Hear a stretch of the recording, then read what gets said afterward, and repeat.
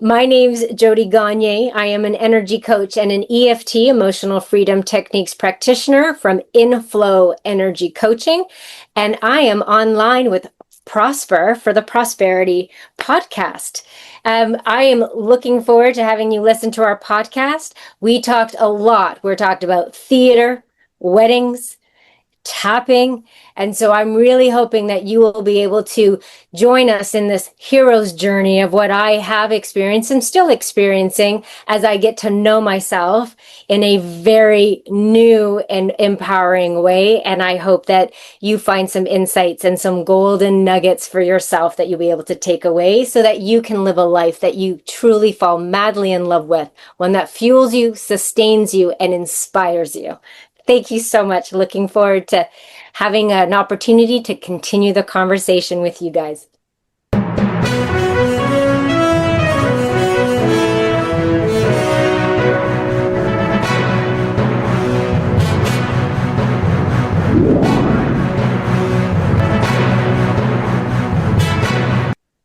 Now, welcome to yet another exciting episode of the Online Prosperity Show. I'm your host, Prosper Taruvinga, and you've just landed into the number one place for exclusive, transformative conversation. And today's guest is Jodi Gagné. Now, Jodi, how are you doing today? I am doing really well. I'm very excited to be speaking with you. Looking forward to this. Fantastic. Now, Jodi, this is one of those shows where we would say, careful what you put on the internet because you never know where you end up. No kidding. And it's interesting too, when you think about way back when social media didn't exist, anything could happen and no one had to know about it. Now everybody knows about it, right? So yes, thank you for that reminder.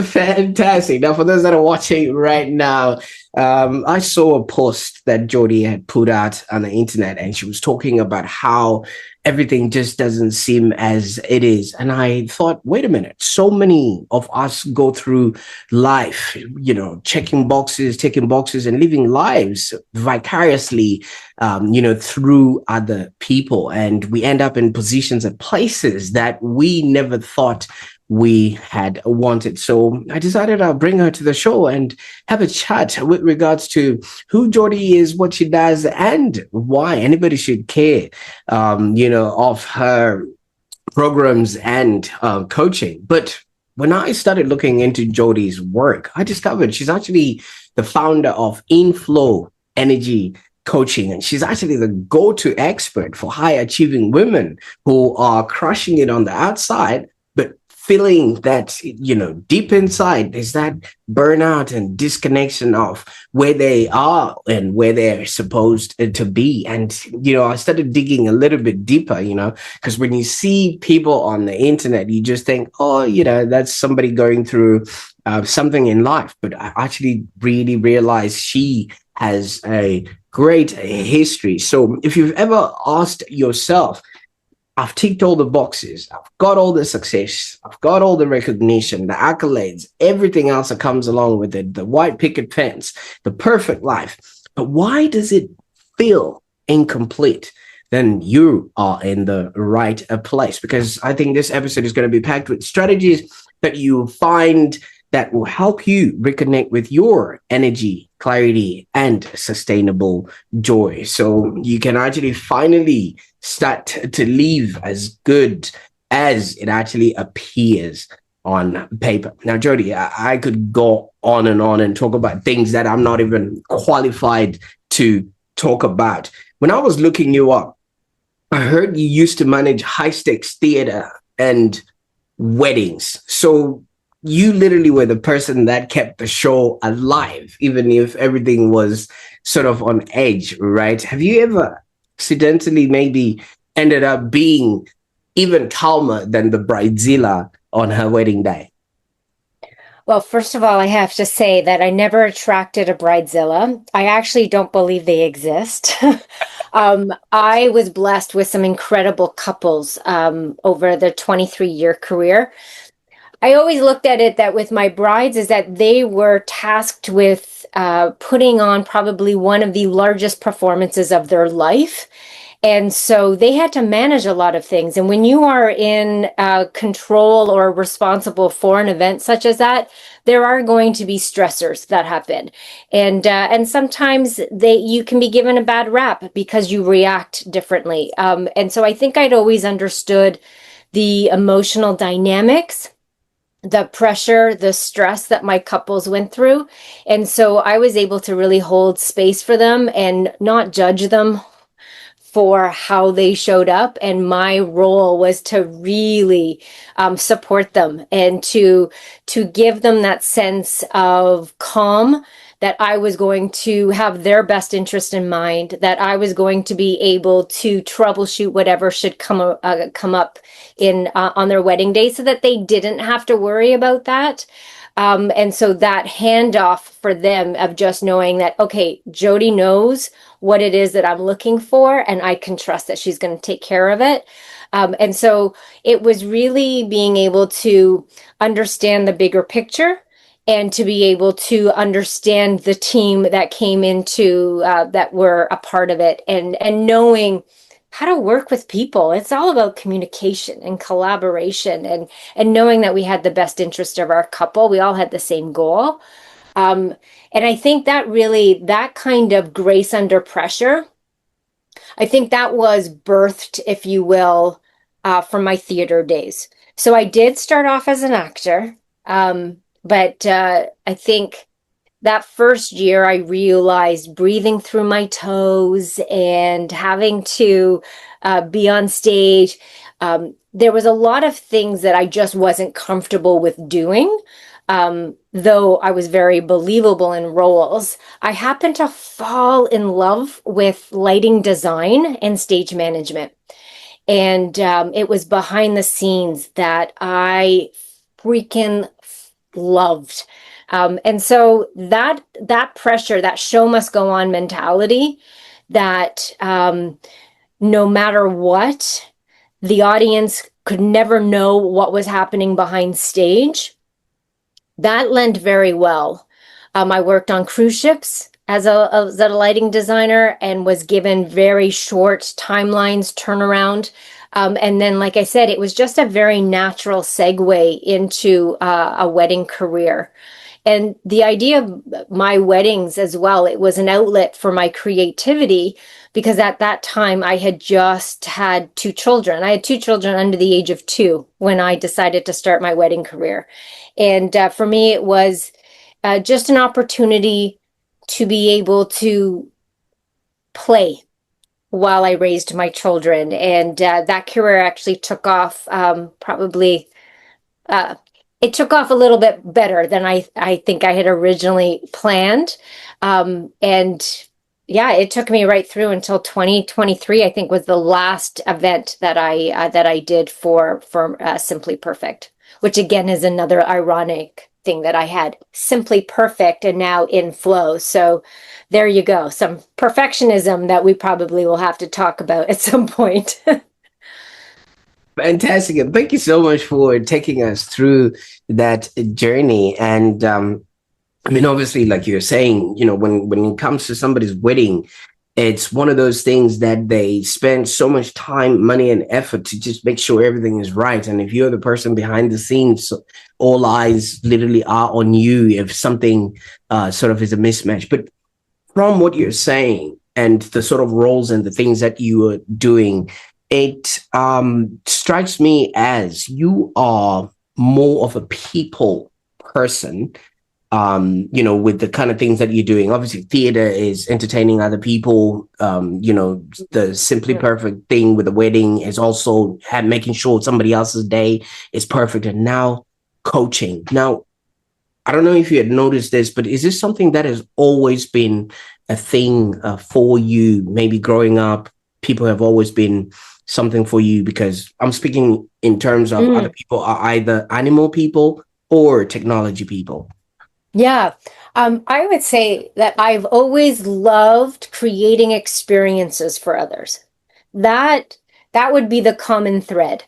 The idea of, and whether it was professionally or personally, it was just this opportunity to make someone else feel special in whatever manner I could, whether it was throwing a birthday party or doing a scavenger hunt that took them away on vacation, or if it was a dinner party. It was just an opportunity to allow someone else to feel pampered, to feel that they were taken care of, to feel that they mattered in my life. And so I would say that whether it was behind the scenes or as a wedding planner or even as a coach, like sitting across from someone and engaging in conversation and holding a container where I'm allowing someone else to reflect on their own experiences, but just to create this experience of deep reflection and connection. I think that's probably that thread that would be, evident, from an early age. Absolutely. And you are talking about an early age. What was it like for you growing up? Had you got that, exposure to be doing things for other people, like maybe siblings or family or your community or things of that nature? You could take us back there. Yeah, I'm actually trying to think. Like even in high school, I was in drama, so I was on stage, um, student council. I don't know. Like it's not as if like I went to theater school or but I I am half Italian.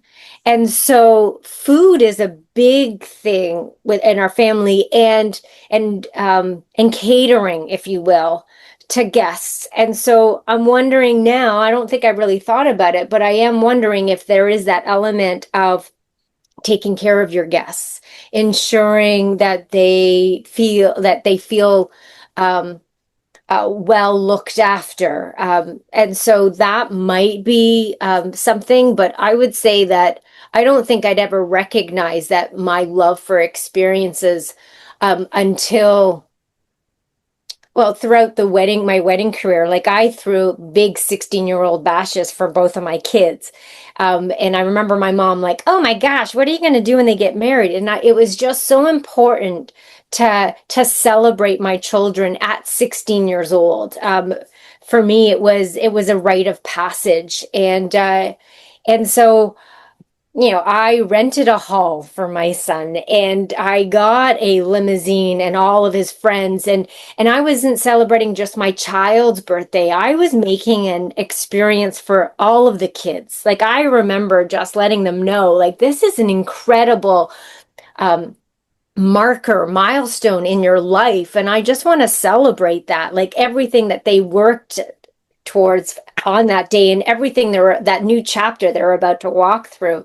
And even for my daughter, I ended up having a photo booth that was in a van, like on the driveway, that all the kids were able to get their photos done. I had a caricature artist, and again, it was really about just celebrating I guess maybe in a way an end of childhood, because at 16, like, yeah, 18 they're an adult, but I think at 16 there's a rite of passage. And so it's seeing the smile on someone's face, right? Just that, what, for me?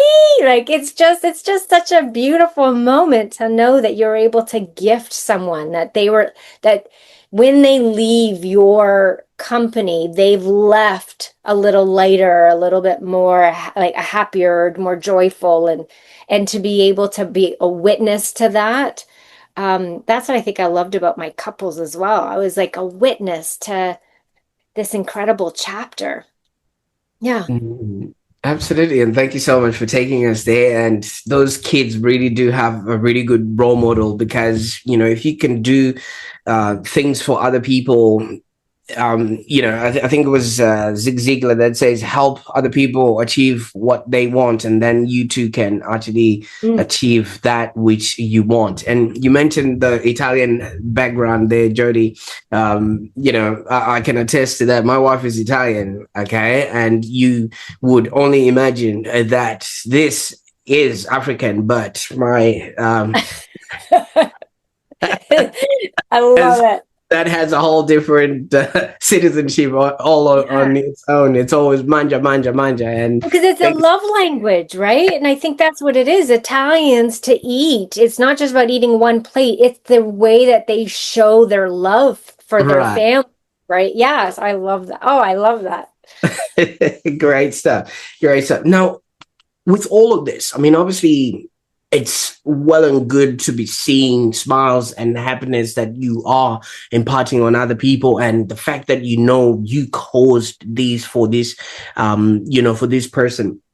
Doesn't that sometimes maybe leave one feel depleted? And just referencing to the post that you then put out, and you're saying sometimes you feel like you're being left behind, or you worry about Mm, being left behind because you're seeing other people doing certain things. You see the amount of maybe resources that they put together, and then you then go back to your own reality, and it's like, wait a minute, I was maybe at a table serving caviar, and now I'm on ramen noodles, just putting it mm, that way. Does that sort of contrast in and of itself, where you see somebody's highlight reel, and then when you go back to your own reality, it just doesn't look like that's how it's supposed to be?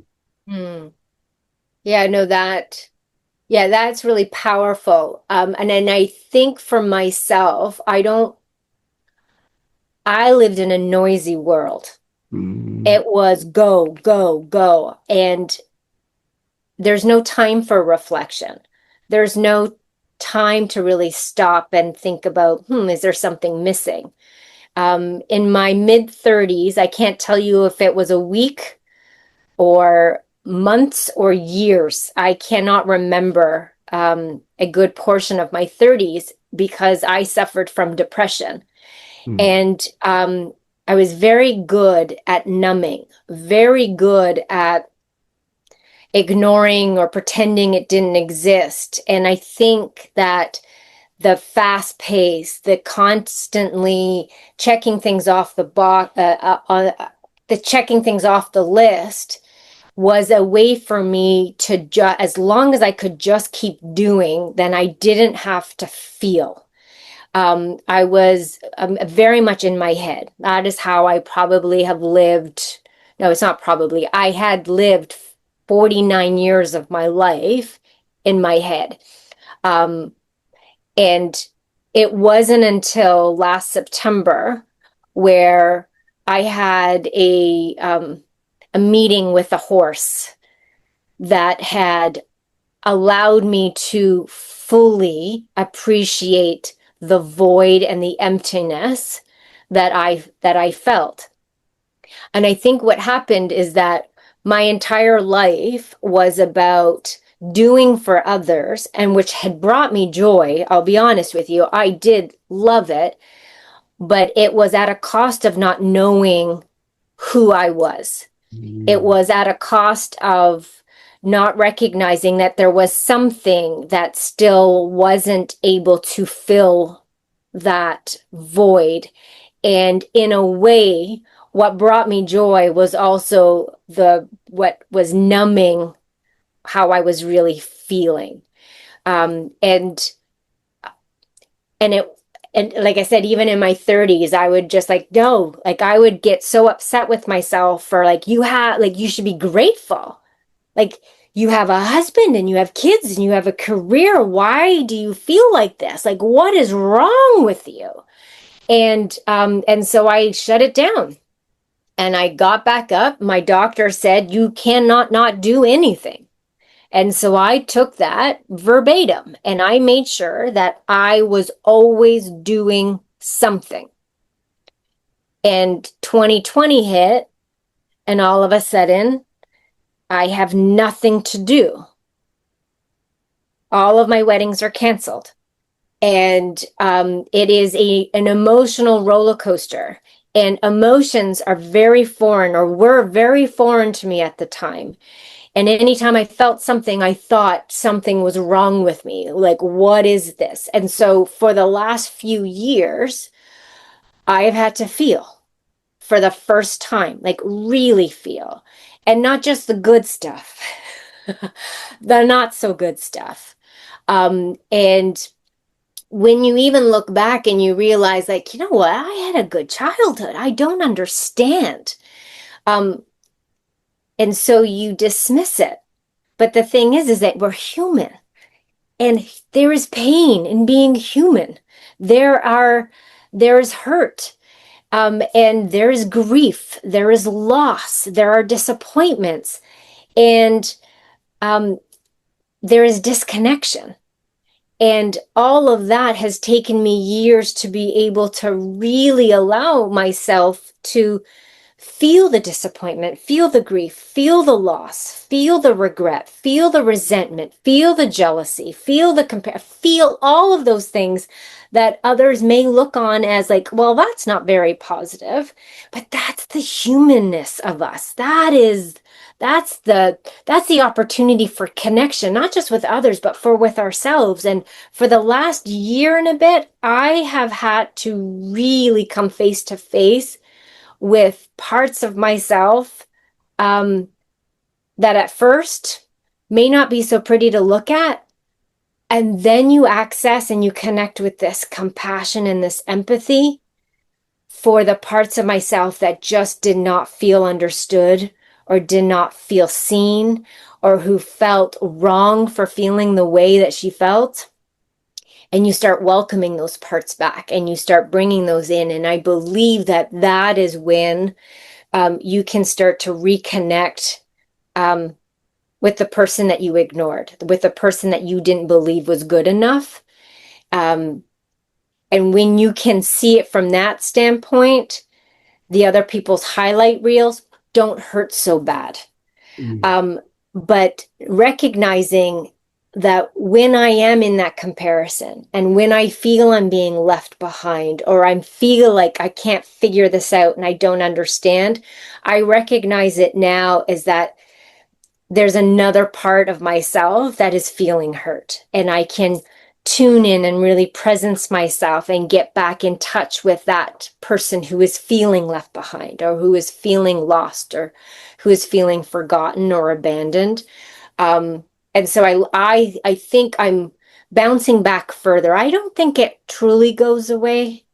I haven't gotten to that stage where it's truly gone, if you will. And I always believe that there might be always another layer or another opportunity to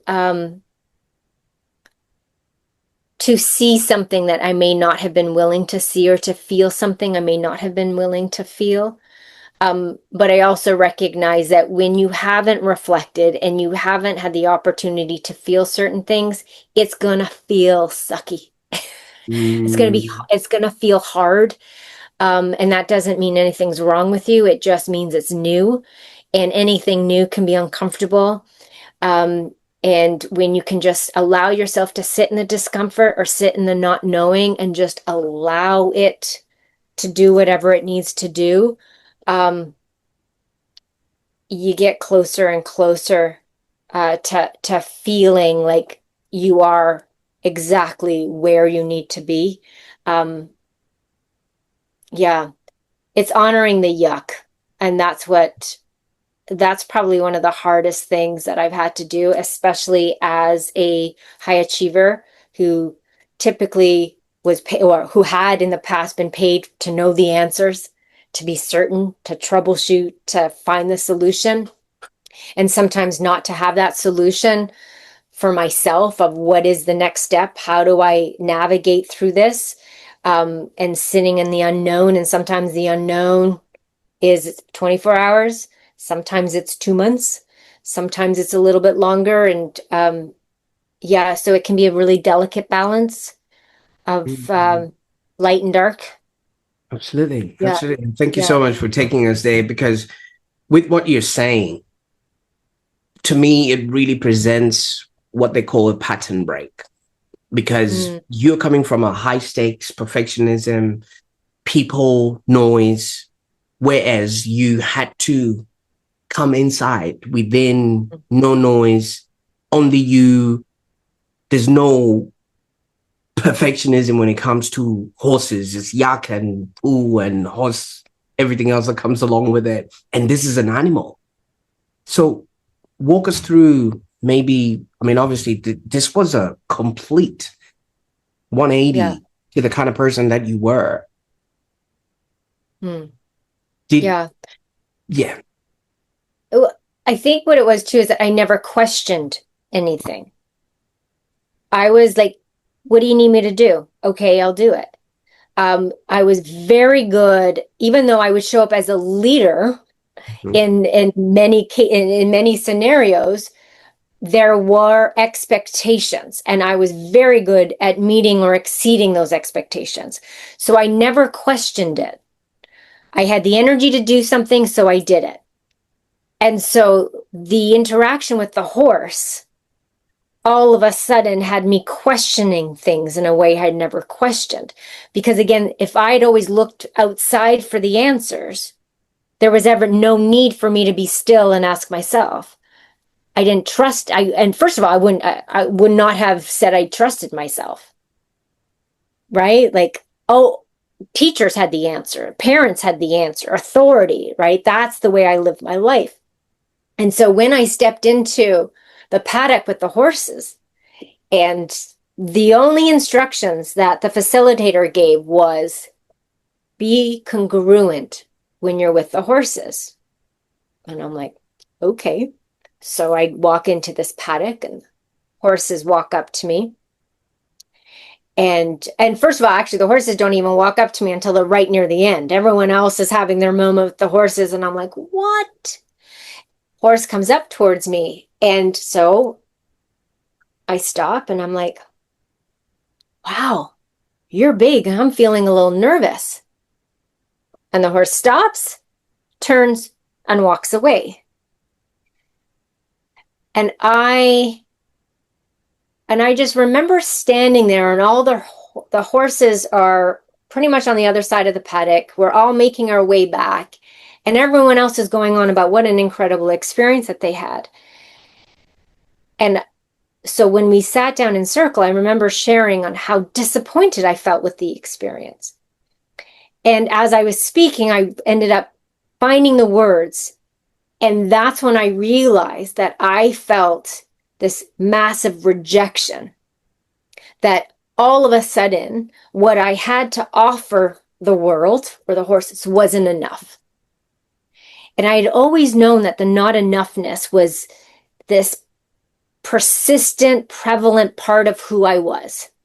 And I think that is why I got caught up in the doing, constantly doing, because it masked this feeling of no matter what I do, it's not enough, or I'm not smart enough, or whatever. Like it was just this not enoughness.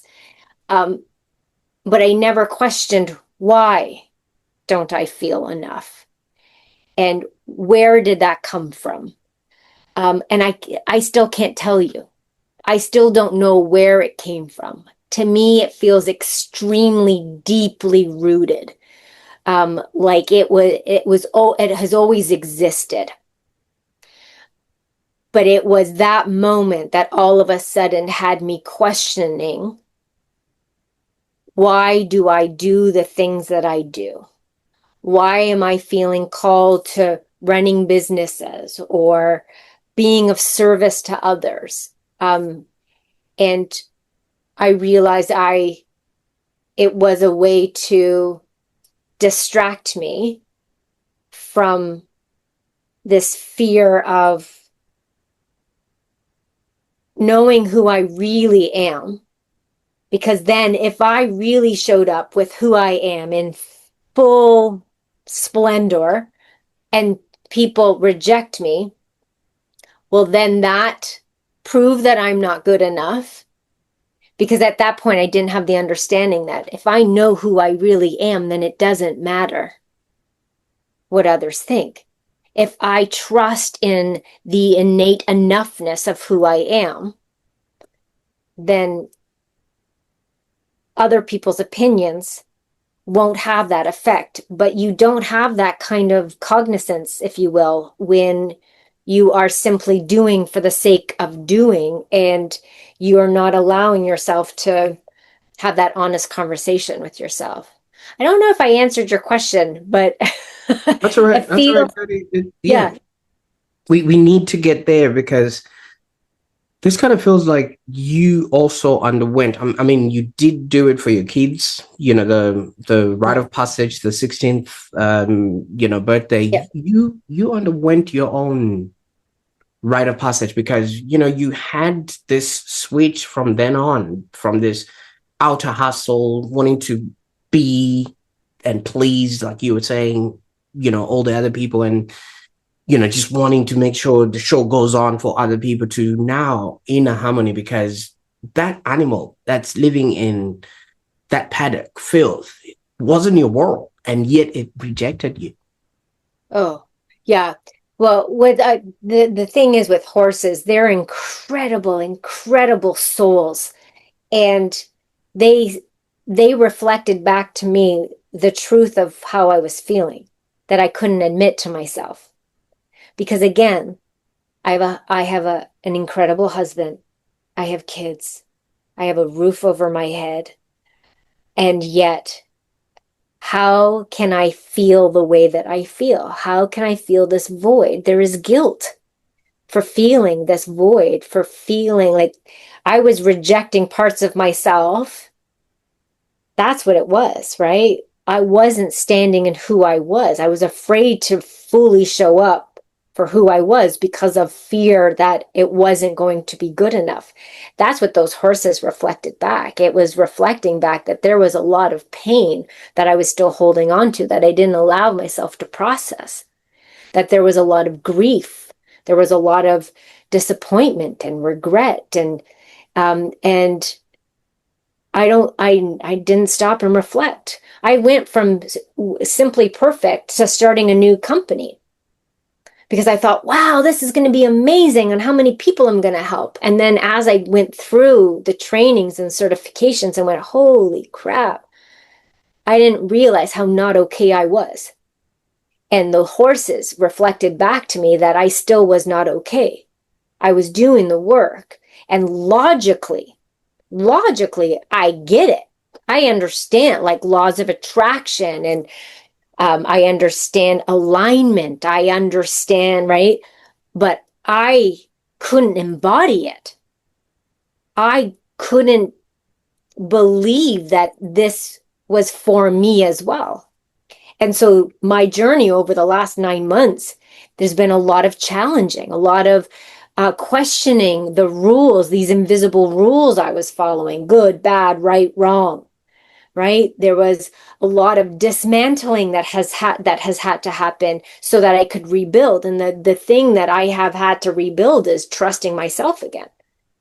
But in order to trust yourself, you got to know who you are. And in order to know who you are, you have to have a very honest, hard conversation about who am I really and what is it that I want to do. And that's not an easy journey to have. It must be scary for somebody who is a perfectionist, from a perfectionist self, to then move from a world of you're not fixing things anymore, but you're now really getting curious, because if you're understanding yourself, it's a whole matter of not wanting to fix things that are no longer perfect. It doesn't matter anymore. You're now curious as to why are things the way they are, because that horse, being as big and mighty as it was, it did exist without your input at all. You just showed up in its space at that particular moment in time, yet it showed you who was boss in that space. Mm. And I think the hardest thing too is, for me anyways, it's recognizing that there is still this part of me that feels that something needs to be fixed. Mm. If I'm feeling a certain way, then we need to fix that. There's still this belief of there must be something wrong with me. Why don't I get this? Why aren't I understanding this? Why am I feeling the way that I'm feeling? And that's a hard, that is a challenging place to live in and then to see, okay, well, if nothing is wrong with me and nothing needs to be fixed, then why do I feel the way that I feel? Right? And it's, can I feel right? Can you hold light and dark? Can there be joy and grief? Right? Can life be incredibly heartwarming and heartbreaking? How do you hold that polarity? And that's what's hard, that's what's challenging for me still, because how can I feel this way and still feel this? It's a lot, and I think we're very good at telling people we're fine, we're okay, it's fine, it's fine. And I don't know how many of us stop to sort of just scratch just below the surface and really get curious about what's hiding underneath. Because, so I'm an EFT, emotional freedom techniques practitioner. And I could tell you I'm totally good. I'm okay. And then something will give me a bit of a charge. I'm like, oh, I'm curious about that. I'm like, this will be fun. Let's just do a quick tapping, right? So I'll tap and I'm like, oh, okay. And this is the experience was noodles. There were noodles in my fridge. Okay. Notice that they didn't get eaten. And I can feel there's this, it's like a fly, right? That's trying to get close to you. And so you just want to swat it away, right? That's that kind of just like a minor annoyance. That's how I was feeling about the noodles. But I thought, oh, before I go into meditation, let me just clear out that minor annoyance. Okay. I start tapping. Like, even though those noodles sitting in the fridge, feeling a little annoyed. Well, as I start tapping through all the points, it's no longer annoyance. We're talking anger, like anger of like, why are they not eaten, right? And it was like, now it has nothing to do with the noodles. The noodles were just the treasure, if you will, or the shiny object, right? Of that was just grabbing my attention. But as I tapped, there was so much anger about something that wasn't taken care of. I have no idea what it was linked to. But after I finished tapping and I felt so much better, where the heck was that hiding? I was okay. I was coming down to do some meditation, and there was a minor annoyance about the noodles. So I am curious now, how many of us say we're okay and don't even allow ourselves to get curious about what really is happening? Because it's scary, because you get curious. Where the heck was that hiding? All this anger, or all of the tears that come up, or all of this frustration. We're very good at masking, very good. And well, I was very good at it. I did it for 49 years. And The tapping opens up a little door. there's something that you said earlier, that you were believable in the roles that you played. Yeah.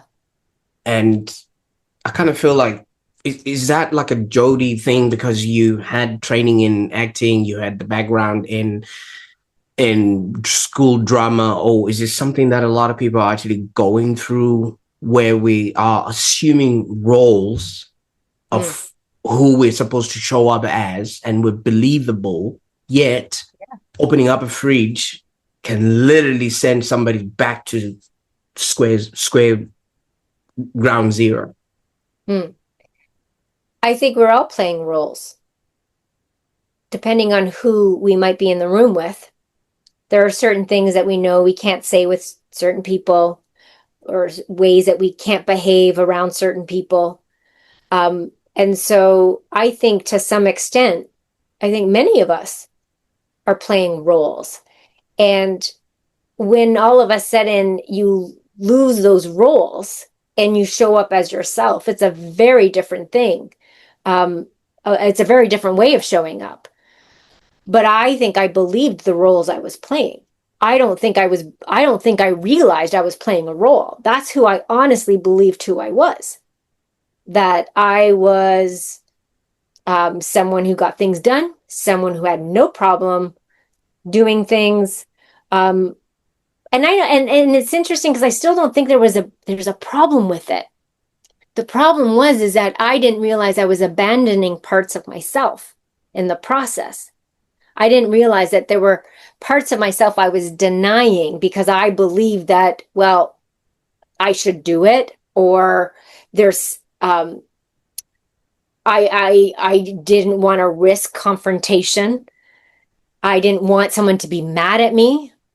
I don't like it when someone doesn't like me, right? Because if someone doesn't like me, there must be something wrong with me, right? So I think to some extent, if we are uncomfortable or unsure of who we are, yeah, I think we show up playing roles. Now, I'm going to say this with utmost love and respect, Jodi. The messaging that was being used in 2020 was, if your job is non-essential, stay at home. That was what was being said here in Melbourne, and we were one of the most locked down areas. And I'm kind of thinking, if people had to then go back to jobs and roles that nobody needed, is that sort of creating the disconnect that so many people are now feeling? Because the roles that they were before, everything seemed a-okay, everybody wanted that, but for 2 years, if we're speaking in terms of Melbourne, nobody needed that. And at the core of human beings, we're here to live, to learn, and to contribute. And if you are doing what is not contributing anything to humanity, that kind of puts people back in a position where they now need to really explore, is what I'm really doing what I'm supposed to be doing? Could that have That's any? interesting. Yeah, and it's interesting because I I'm trying to think if I did a wedding. I think I did do a wedding in 2020 in November. It was only for 10 people. Spent a lot of money for 10 people. Um,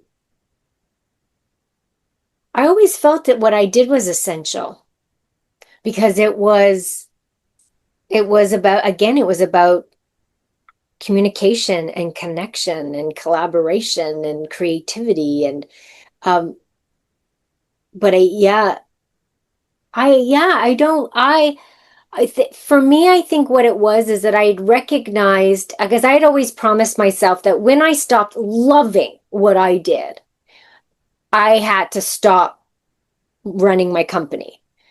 Um, because it was no longer going to be of service to my couples. Like if there was a part of me that didn't want to, that wasn't invested. Because I remember in 2018, I sent my bride down the aisle, and everything was beautiful, like the music and the weather and the flowers. And I said out loud to myself, and my florist happened to be standing beside me, and I went, "I'm done."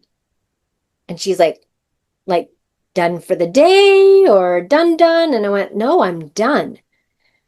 And I recognized that there was something that no longer was alive in me for weddings.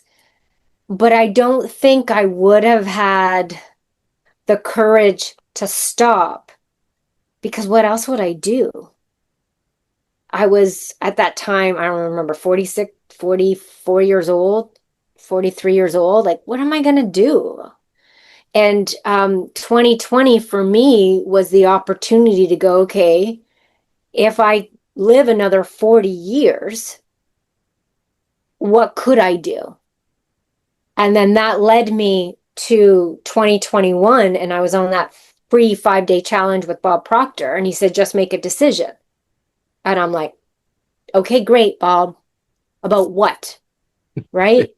And that day, certification for energy coaching it came into my inbox. And I went, oh my gosh, that's it. And my husband says, what is it? I said, I don't know, but that's it. And it was it was a breadcrumb. And so that's what I followed. But I don't think if I hadn't been interrupted, like that's the thing with patterns. There has to be an interruption, or there has to be like the only reason people change is because the pain of staying where you are is greater, or yeah, is greater than the pain of moving ahead. Is I think I got that right. But not very good with cliches, just so you know. I messed those up. But it was, to me, 2020 was the biggest interrupter that all of a sudden I thought, okay, well, if I had a choice, what could I do? And not to mention the idea of going back to weddings after COVID did not excite me, because it made me a little nervous. There was so many more rules, like the weddings I had to do in 2021 and even 2022, because Canada, we were locked down. I don't think we actually had a normal event until 2023. And so the idea of having to follow all of these rules of distancing and making sure X amount of people, and you couldn't do this and you couldn't do that, it sucked the fun out of the events for me. And so I just couldn't see myself existing in that world again. And the landscape for a wedding is completely changed. And it just felt like it was time. Like the curtain had fallen and it was time to move on. And so, but I don't think I would have done it if it hadn't been for COVID. Absolutely. Well, Yeah. you know what they say, and you talked about cliches, life happens for us, not necessarily to us. But you've gone on and you're now working with high achieving women. Maybe you can just touch up on what it is that you help them with, and what do they normally come to you for? Okay. So the biggest thing is that the women that come to me are feeling disconnected in some way, or they're feeling like there's something missing, that they're not even sure what, they can't even really put a finger on it. And so they just know that they can't show up the way that they used to show up. And so we get to the root of their energy drain. We really go, we get to them to the point where they can have that moment to just investigate, to get beyond the noise and the responsibilities and the roles and the obligations, and just try to get some insight or some clarity about what is really going on. And tapping allows us to cut through the noise, allows us to be able to take the clues of whatever's showing up in your life that kind of gets you. There's like this electrical charge. It's like a little zzz, right? Someone says something and you're like, right? Tapping allows you to become more sensitive to what hits you. And so when I sit across from my clients, we are able to start to really get to going beyond and really getting to the root of what is showing up for them, so that they can gain some clarity about, oh, I didn't realize that I was doing that. And they start to see some of their patterns and stuff, and they get the opportunity to question things. And it allows them now, when you can clear that space, and because all it is, it's a stress response. Perfectionism, self-sabotage, procrastination, they're not flaws. They're responses. And when we can actually dial down the stress response, we now can gain access to better decision making. We can gain access to better focus. We can gain access to better productivity, because now we can decide what it is we're working on, what it is that we're doing, what's important to us, what's not important to us. And in a way, we're setting boundaries, if you will, but we're checking in with ourselves. So I'm creating space where they can renew, recalibrate, reestablish the connection that they have with themselves, so that they can determine what's the best next step for them moving forward. That's pretty cool. And you're still obviously creating experiences for them, because if you're giving somebody back to themselves in the way that you're doing, because they're thinking what they're doing is a-okay, but they are literally winning a race, but it's a race to the bottom. Now, fish don't see the water that they swim in. Jodi, you were obviously swimming through all of this stuff, high stakes, all of this perfectionism, and in your world it was okay, and to some certain extent it still is okay, as you have elaborated. How can somebody start noticing or seeing that what they're going through might not be exactly what they need to be going through, and then maybe seek out help and people like yourself? Because with until somebody puts that that pattern break that we're talking about, many people might not be able to realize, and for some people it might be a little bit too late. Yeah. And I think that's probably the $1,000,000 question, is the fact that, do we need to wait for a crisis where we all of a sudden now have a physical symptom, that, or a diagnosis or a dis-ease that that shows up in our life that makes us question? I think it's when, yeah, it's hard to, because with I wish I can remember who said this, but high achievers or intelligent people are the hardest people to work with, because you have to get them to start to think about their thinking. And a high achiever who honestly believes that what they're doing is okay, and then ask them to just think about their thinking, can be challenging. Because if you honestly believe everything is okay, then I can't convince you otherwise, when I wouldn't want to convince you otherwise. But I would say, if there is something in your life that feels off, if there are relationships in your life that could be better, if you are missing out on the aliveness, or you're not feeling fully fulfilled by your career, or you're not having the energy like you used to, or you're feeling that something is off and it could be better, then I would say that just that inkling that something might be off is a sign. But it's challenging, because, like I said, I had a massive interrupter to happen. And then I joke that universe disguised my entire journey with, oh yes, Jodi, guess what? You're going to be building a business. And then I went into the rabbit hole of all of this self-inquiry and discovery and investigation. And but I don't know if a lot of us have that luxury. And so I don't know if I have the answer in terms of, how does someone know that they need this?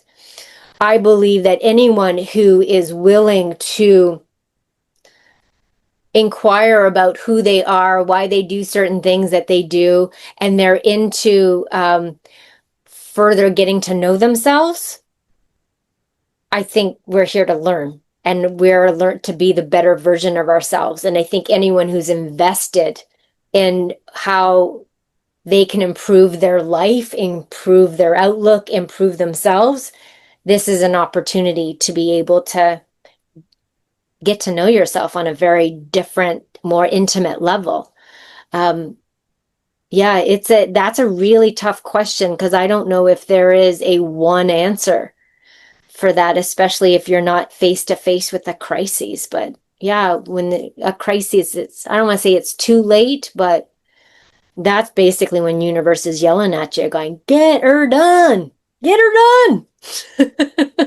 Fantastic. And for those that are sort of maybe starting to see those warning signs, you see, when the old cars, I don't know about the new cars, but they used to have that check engine light, which they should have just replaced with, this is going to cost you, because once Because once that light starts coming up, whatever the mechanic is going to tell you, it's just literally going to, cost you quite a lot. But yeah, what made people do, or where can people go to maybe start seeing the kind of work that you're doing, just so they can have a feel of what's possible for them out there, and the kind of work that you have been, helping other people? Where on the internet can they go? Well, I do have Instagram, so they can find me there. LinkedIn is probably one of my favorites, where I just love the idea of just continuing the conversation. Anyone who's curious about life, about the universe, about themselves, about the relationships, about how they're showing up, I would just love to have, conversations about that. That excites me.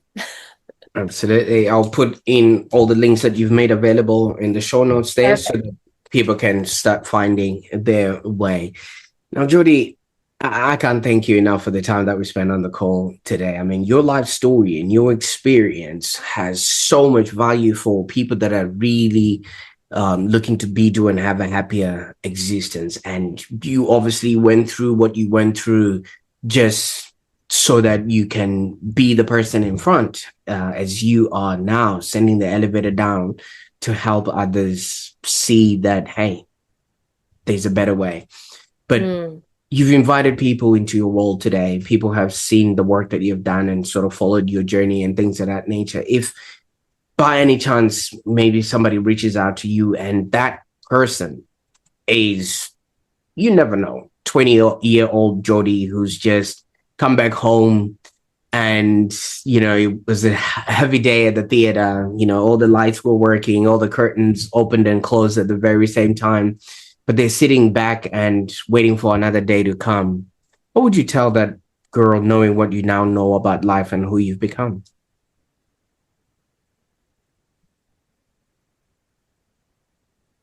Hmm. I would say three words are coming to mind: self-loyalty, sincerity, and trust, as in self-trust. And if you hold on to those three things, that's what you follow with every decision you make, with every relationship, collaboration. Um, yeah, those are the three words that I would say are powerful words to remember who you stay true to moving through this world. Yeah, Love it's this. yourself. Thank you Yeah. so much, because you're being self-loyal to yourself and not obviously just looking out to the world to give you what you think you're supposed to be getting, and just being sincere with who you are, who you're becoming, and what you bringing into the whole scenario, and the self-trust that you're enough. Yeah. Yeah. I love it. Thank you so much. Now, Jodi, this has been so enlightening, and thank you so much for sharing your energy-filled insights with us today. And Thank for, you. for those that are watching right now or listening, if you're ready to stop crushing and start being in flow, or actually flowing, grab Jodi's free ebook, How to Keep Crushing Without Crushing. I will put those links in the show notes there. And I think it will be the right start for anyone that's, just wanting to explore and be curious, with their journey so far. And you can also check out her breakthrough session at InFlow EnergyCoaching.com. All those links are going to be in the show notes below. So um, I obviously believe in life. We're here to live, to learn, and to contribute. And obviously, Jodi did live the high stakes life, the whole perfectionist life. But in that, were all the lessons that came through in the form of just being still. And now she's contributing to the world with everything else that she's learned. And yeah, we're always keen And to. still learning and still learning. So if this resonated with you, I want you to drop a comment in there, and maybe type in the words, I'm ready to be in flow, or something that resonated with you. And just head out with one action step, which is to tune in to yourself with the self-loyalty, sincerity, and self-trust, and just trust your energy. I can't wait to see the transformation that will happen from this call today. Bye for now. Thank you.